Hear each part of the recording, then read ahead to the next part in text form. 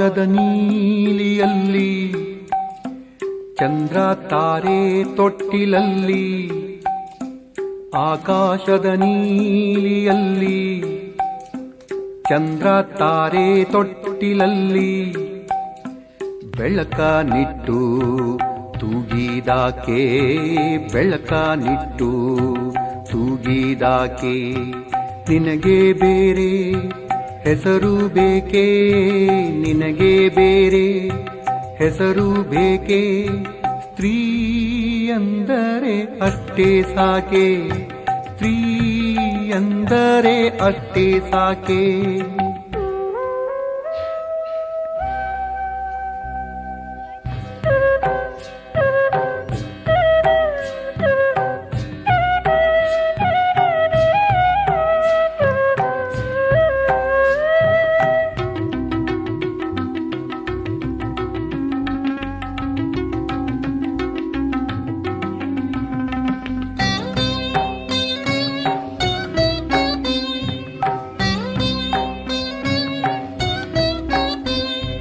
ಹಸಿರ ಉಟ್ಟ ಬೆಟ್ಟಗಳಲ್ಲಿ ಮೊಲೆ ಹಾಲಿನ ಹೊಳೆಯ ಇಳಿಸಿ, ಹಸಿರ ಉಟ್ಟ ಬೆಟ್ಟಗಳಲ್ಲಿ. ಮಹಿಳಾ ದಿನಾಚರಣೆಯ ಹಾರ್ದಿಕ ಶುಭಾಶಯಗಳನ್ನು ಮೊದಲನೇದಾಗಿ ಸಲ್ಲಿಸಲಿಕ್ಕೆ ಬಯಸ್ತೇನೆ. ಸರ್ಕಾರಿ ನೌಕರರ ಸಂಘದಿಂದ ಪ್ರತಿ ವರ್ಷ ಮಾಡುವಂಥ ಈ ಕಾರ್ಯಕ್ರಮ ಮಾರ್ಚ್ ತಿಂಗಳಲ್ಲಿ ಮಾಡಬೇಕಾಗಿತ್ತು, ಕಾರಣಗಳು ಗೊತ್ತಿದೆ. ಈ ಒಂದು ವಿಚಾರದ ಸಂದರ್ಭದಲ್ಲಿ ತೆಗೆದುಕೊಂಡ್ರೆ ಭಗವದ್ಗೀತೆಯಲ್ಲಿ ಹೇಳ್ತಾರೆ, ಯತ್ರ ನಾರ್ಯಸ್ಸು ಪೂಜಂತೆ ರಮಂತೆ ತತ್ರ ದೇವತಾ ಅಂತೇಳಿ. ಎಲ್ಲಿ ಹೆಣ್ಣು ಮಕ್ಕಳು ಇರ್ತಾರೋ ಅಲ್ಲಿ ದೇವತೆಗಳೇ ಇರ್ತಾರೆ ಎನ್ನುವಂಥದ್ದು ಇದರ ತಾತ್ಪರ್ಯ ಆಗಿದೆ. ಆ ಕಾರಣಕ್ಕಾಗಿ ನೀವು ಕೇವಲ ಹೆಣ್ಣಲ್ಲ, ನೀವು ದೇವತೆಗಳು ಅನ್ನುವಂಥದ್ದನ್ನ ನೀವು ಕೂಡ ಅರ್ಥ ಮಾಡ್ಕೊಳ್ಬೇಕು ಅನ್ನುವಂಥದ್ದನ್ನು ಈ ಸಂದರ್ಭದಲ್ಲಿ ಹೇಳಲಿಕ್ಕೆ ನಾನು ಬಯಸ್ತೇನೆ. ಬಹುಶಃ ಒಂದು ಉತ್ತಮ ಸಮಾಜ ನಿರ್ಮಾಣ ಆಗಬೇಕಾದ್ರೆ ಅದರಿಂದ ಒಂದು ದೈತ್ಯ ಶಕ್ತಿ ಇರುತ್ತೆ, ಅದರಿಂದ ಒಂದು ಶಕ್ತಿ ಇರ್ತದೆ. ಆ ಶಕ್ತಿ ಯಾರು ಅಂತ ಹೇಳಿದ್ರೆ ಮಹಿಳೆಯರು ಅನ್ನುವಂಥದ್ದನ್ನ ಈ ಸಂದರ್ಭದಲ್ಲಿ ಹೇಳಲಿಕ್ಕೆ ನಾನು ಬಯಸ್ತಾ ಇದ್ದೇನೆ. ಬಹುಶಃ ಮಹಿಳೆಯರಿಗೆ ಗೌರವ ಕೊಟ್ಟಂತ ಸಮಾಜದಲ್ಲಿ ಸಾಕಷ್ಟು ಯಶಸ್ಸುಗಳನ್ನು ಕೂಡ ನಾವು ಕಾಣಲಿಕ್ಕೆ ಸಾಧ್ಯ ಆಗ್ತದೆ. ಬಹುಶಃ ಅನೇಕ ಸಂದರ್ಭಗಳಲ್ಲಿ ಇವತ್ತು ಸಾಕಷ್ಟು ಯಶಸ್ಸುಗಳನ್ನು ಸಾಧಿಸಿ ಇವತ್ತು ಸಮಾಜಮುಖಿಯಾಗಿ ಮಹಿಳೆ ಕೂಡ ಕೆಲಸವನ್ನು ಮಾಡ್ತಾ ಇದ್ದಾರೆ. ಮಹಿಳೆ ಈ ಸಮಾಜದ ಜ್ಞಾನ, ಈ ಮಹಿಳೆ ಈ ಸಮಾಜದ ವಿಜ್ಞಾನ, ಮಹಿಳೆ ಈ ಸಮಾಜದ ತಂತ್ರಜ್ಞಾನ, ಮಹಿಳೆ ಈ ಸಮಾಜದ ಉದ್ಧಾರಕ್ಕಾಗಿ ಕೂಡ ಕೆಲಸ ಮಾಡ್ತಾ ಇರುವಂಥದ್ದು ನಮಗೆಲ್ಲ ಕೂಡ ಸಂತೋಷವನ್ನು ತಂದಿದೆ. ಇವತ್ತು ಮಹಿಳೆಯರು ಸಾಮಾನ್ಯವಾಗಿ ನಾವೇನೂ ಇಲ್ಲ, ನಮಗೇನು ಕೂಡ ಆಗೋದಿಲ್ಲ ಅನ್ನುವಂಥದ್ದನ್ನು ತಾವೆಲ್ಲ ಕೂಡ ಅರ್ಥ ಮಾಡ್ಕೊಳ್ತಾ ಇದ್ದೀರಾ. ಬಹುಶಃ ಆಗಿಲ್ಲ. ಬಹುಶಃ ಇತಿಹಾಸವನ್ನು ತೆಗೆದುಕೊಂಡು ನೋಡಿದಂಥ ಸಂದರ್ಭದಲ್ಲಿ ಕವಯಿತ್ರಿ 12ನೇ ಶತಮಾನದ ಅಕ್ಕಮಹಾದೇವಿಯಿಂದ ತೆಗೆದುಕೊಂಡ್ರೆ ಕೂಡ ಅನೇಕ ಕಿತ್ತೂರು ರಾಣಿ ಚೆನ್ನಮ್ಮ ಇರ್ಬೋದು, ಬೆಳವಡಿ ಮಲ್ಲಮ್ಮ ಇರ್ಬೋದು, ಕೆಳದಿ ಅರಸರ ಸಂಸ್ಥಾನದ ರಾಜಮಾತೆಯರಿರ್ಬೋದು, ಇವತ್ತು ವಿಜಯನಗರ ಸಾಮ್ರಾಜ್ಯದ ಅರಸಿಯರ ಮಾತೆಯರೆಲ್ಲ ತೆಗೆದುಕೊಂಡಾಗ ಸಾಕಷ್ಟು ಜನ ಈ ನಾಡು ಈ ದೇಶವನ್ನು ಕಟ್ಟಿದಂತ ಮಹನೀಯರಲ್ಲಿ ಅತಿ ಹೆಚ್ಚಿನ ಸಂಖ್ಯೆಯಲ್ಲಿ ಇರುವಂತವರು ನಮ್ಮ ಮಹಿಳೆಯರು ಅನ್ನುವಂಥದ್ದು ನಾವೆಲ್ಲ ಕೂಡ ಅರ್ಥವನ್ನ ಮಾಡ್ಕೊಳ್ಬೇಕಾಗ್ತದೆ.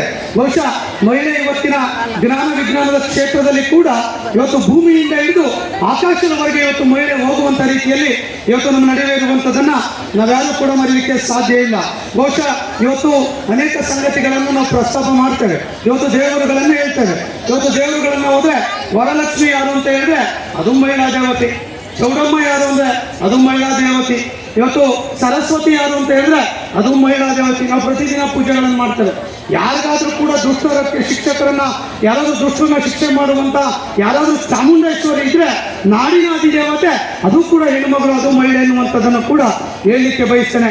ಇವತ್ತು ನದಿಗಳ ವಿಚಾರವನ್ನು ತೆಗೆದುಕೊಳ್ಳಿ, ಗೋದಾವರಿ ಇರ್ಬೋದು, ಹೇಮಾವತಿ ಇರ್ಬೋದು, ಕಪಿಲೆ ಇರ್ಬೋದು, ಕಾವೇರಿ ಇರ್ಬೋದು, ನರ್ಮದಾ ಇರ್ಬೋದು, ಗಂಗಾ ಇರ್ಬೋದು, ಈ ನಾಡಿಗೆ ಬೆಳಕನ್ನು ಕೊಡುವಂತ, ಈ ನಾಡಿಗೆ ಬದುಕನ್ನು ಕೊಡುವಂತ, ರೈತರ ಬದುಕನ್ನು ಹಸನು ಮಾಡುವಂತದ ನದಿಗಳ ಹೆಸರುಗಳನ್ನು ಬಹುಪಾಲು ತೆಗೆದುಕೊಂಡ್ರೆ ಅದು ಮಹಿಳೆಯರ ಹೆಸರಿನಲ್ಲಿದೆ. ಗಂಗಾ ನದಿ, ತುಂಗಾ ನದಿ, ಭದ್ರಾ ನಮ್ಮ ಹೆಸರಲ್ಲಿ ಬರಲ್ಲ, ಹೌದಲ್ವಾ? ಹೊಡಿರಿ ಚಪ್ಪಾಳೆ ಮಾತ್ರ. ಹಾಗಾಗಿ ಇದೆಲ್ಲದರಲ್ಲೂ ಕೂಡ ಮಹಿಳೆ ಸಾಕಷ್ಟು ಯಶಸ್ಸನ್ನು ಗಳಿಸಿರೋದನ್ನ ನಾವು ಇವತ್ತು ಯಾವತ್ತೂ ಕೂಡ ಮರೀಲಿಕ್ಕೆ ಸಾಧ್ಯ ಇಲ್ಲ. ಬಹುಶಃ ಈ ಸಂದರ್ಭದಲ್ಲಿ ಮಹಿಳೆಯರು ಕೂಡ ಸಮಸ್ಯೆಗಳ ನಡುವೆ ಕೂಡ ಕೆಲಸವನ್ನು ಮಾಡ್ತಾ ಇದ್ದಾರೆ. ಬಹುಶಃ ಮೊದಲು ಮಹಿಳೆ ಹೊರಗಡೆ ಬರಲಿಕ್ಕೆ ಕಷ್ಟ ಇತ್ತು. ಬಹುಶಃ ಸಾವಿತ್ರಿಬಾಯಿ ಫುಲೆ ಅವರು ಈ ದೇಶಕ್ಕೆ ಮೊದಲ ಶಾಲೆಯನ್ನು ಕೊಟ್ಟಂತ ಧೀಮಂತ ಮಹಿಳೆ. ಅವತ್ತವರು ಆ ಒಂದು ಉದ್ದೇಶವನ್ನು ಇಟ್ಕೊಂಡು ಕೆಲಸ ಮಾಡ್ತಾ ಇದ್ರೆ ಜನಗಳು ಅವ್ರಿಗೆ ಕೆಟ್ಟ ರೀತಿಯಿಂದ ನೋಡ್ತಾ ಇದ್ರು, ಮಹಿಳೆ ಹೊರಗಡೆ ಬರೋದನ್ನ ಸಹಿಸ್ತಾ ಇರಲಿಲ್ಲ. ಬಹುಶಃ ಇವತ್ತೇನಾಗಿದೆ ಅಂತ ಹೇಳಿದ್ರೆ ಇವತ್ತು ಮಹಿಳೆ ಸ್ಪೇಸ್ ಅನ್ನು ಕೂಡ ರೀಚ್ ಮಾಡಿರುವಂತದ್ದು ಕಲ್ಪನೆ ಚಾವ್ಲಾ ಅನ್ನುವಂಥದ್ರ ಮೂಲಕ ನಾವೆಲ್ಲ ಕೂಡ ತಿಳ್ಕೊಂಡಿದ್ದೇವೆ. ಬಹುಶಃ ಅರುಣಿಮಾ ಸಿನ್ಹಾ ಅನ್ನುವಂಥ ಒಬ್ಬಳು ಹೆಣ್ಮಗಳು ಇವತ್ತು ಮೌಂಟ್ ಎವರೆಸ್ಟ್ ಅನ್ನು ಕೂಡ ಏರಿರುವಂಥದ್ದು ಕೂಡ ನಮಗೆ ನಿಮಗೆಲ್ಲ ಕೂಡ ಗೊತ್ತಿರುವಂತ ವಿಚಾರ. ಹಾಗಾಗಿ ಇವತ್ತು ಮಹಿಳೆ ಯಾವ ಕ್ಷೇತ್ರದಲ್ಲಿ ಕಡಿಮೆ ಇದ್ದಾರೆ ಅಂತ ಹೇಳಿದ್ರೆ ಯಾವ ಕ್ಷೇತ್ರದಲ್ಲೂ ಕೂಡ ಕಡಿಮೆ ಇಲ್ಲ.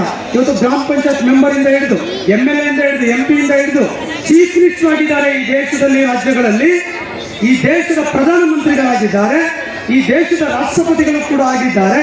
ಹಾಗೆ ಸರ್ಕಾರಿ ನೌಕರಿ ವ್ಯವಸ್ಥೆಯಲ್ಲಿ ಒಬ್ಬ ಸೀದರ್ಜೆ ನೌಕರಿಯಿಂದ ಹಿಡಿದು ಒಬ್ಬ ತಾಲೂಕು ಮಟ್ಟದ ಅಧಿಕಾರಿಯಾಗಿ, ಒಬ್ಬ ಜಿಲ್ಲಾ ಮಟ್ಟದ ಅಧಿಕಾರಿಯಾಗಿ, ಒಬ್ಬ ರಾಜ್ಯ ಮಟ್ಟದ ಚೀಫ್ ಸೆಕ್ರೆಟರಿ ಆಗಿರುವಂತಹ ಶಾಲಿನಿ ಮೇಡಮ್ ಅವರ ಲೆವೆಲ್ಗೆ ಕೂಡ ಇವತ್ತು ನಮ್ಮ ಅಧಿಕಾರಿ ನೌಕರರು ಕೂಡ ಕೆಲಸ ಮಾಡ್ತಾ ಇರೋದನ್ನ ನಾವ್ಯಾರು ಕೂಡ ಮರಲಿಕ್ಕೆ ಸಾಧ್ಯ ಇಲ್ಲ.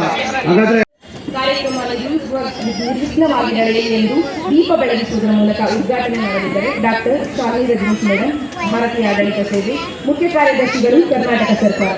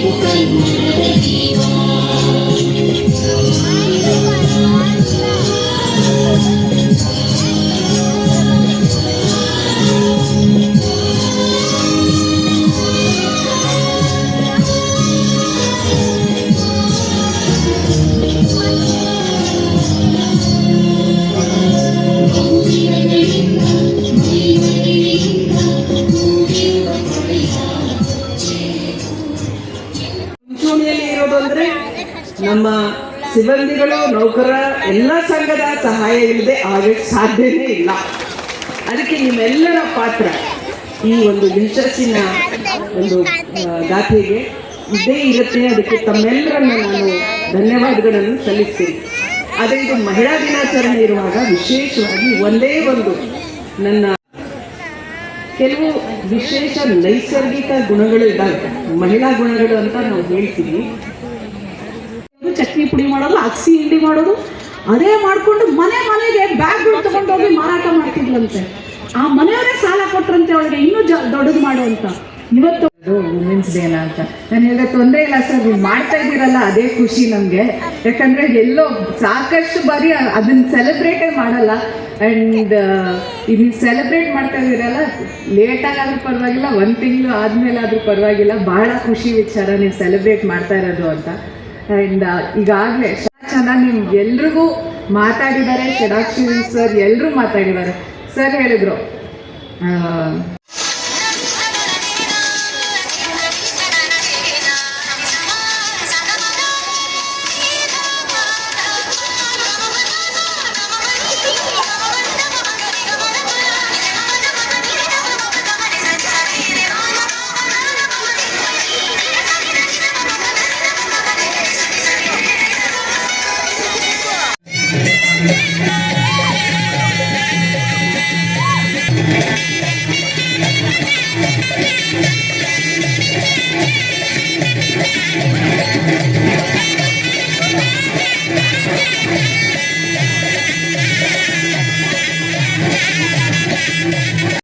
ಸಿದ್ಧದು ಹದಸಿದ ಸಿರಿನಾಡು ಕನ್ನಡ ನಾಡಿನ ವೀರದ ಮಣಿಯ ಗಂಡು ಭೂಮಿಯ ವೇದನಾದಿಯ ಚರಿತೆಯ ನಾನು ಹಾಡುವೆ.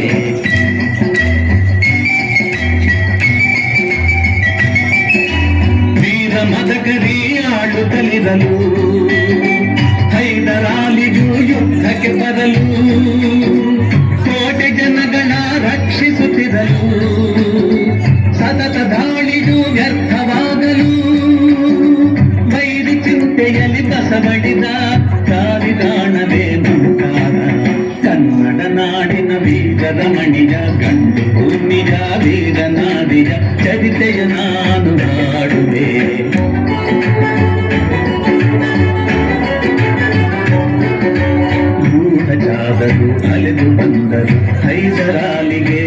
ಕ್ರಾಂತಿಯ ತಂದರು. ಚಿತ್ರದುರ್ಗದ ಕೋಟೆಯಲ್ಲಿ ವಾಯುವ್ಯ ದಿಕ್ಕಿನೆಡೆ ನೋಡು ಎಂದರು. ಕಳ್ಳಗಂಡಿಯ ತೋರಿದರು, ಲಗ್ಗೆ ಹತ್ತಲು ಹೇಳಿದರು.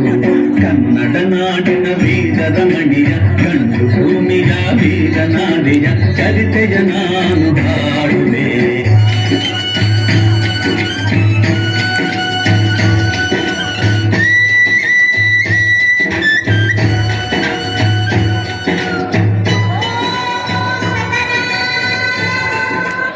Agilus Diagnostics.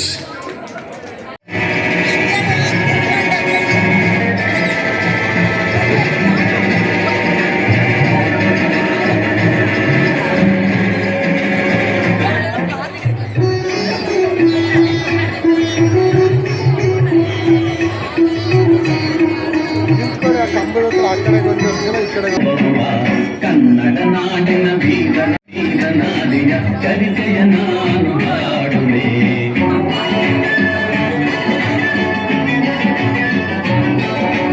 ಪ್ರಬಳುತ್ತ ಒಳಗೆ ಬರುತ್ತಿರುವೇನೆ, ಒನಕೆಯ ಬೀಸಿ ಕೊಂದಳು ನಾರಿ.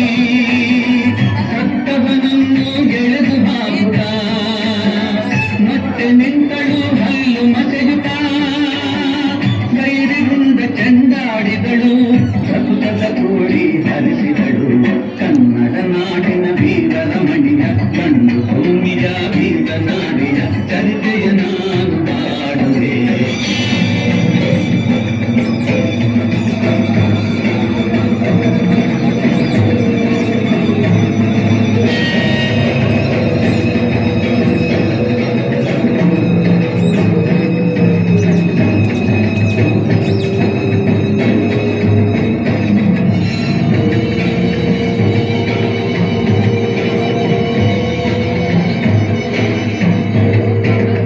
ಸತಿಯ ಹುಡುಕುತ ಕಾವಲಿನವನು, ಮುಕ್ತದ್ವಾರದ ಬಳಿಗೆ ಬಂದನು. ಮಾತು ಹೊರಡದೆ ಬಿಟ್ಟು ನಿಂತನು, ಹೆಣದ ರಾಶಿಯ ಬಳಿಯ ಕಂದನು. ರಣಚಂಡಿ ಅವತಾರವನು, ಕೋಟೆ ಸಲಹಿದ ತಾಯಿಯನು. ಹೈದರಾಲಿಯ ಸೈನ್ಯ ನಮ್ಮ ಕೋಟೆಯನ್ನು ಮುತ್ತಿದೆ, ಹೋಗಿ ನಡಗಾಲೆಯನ್ನು ಊದಿ.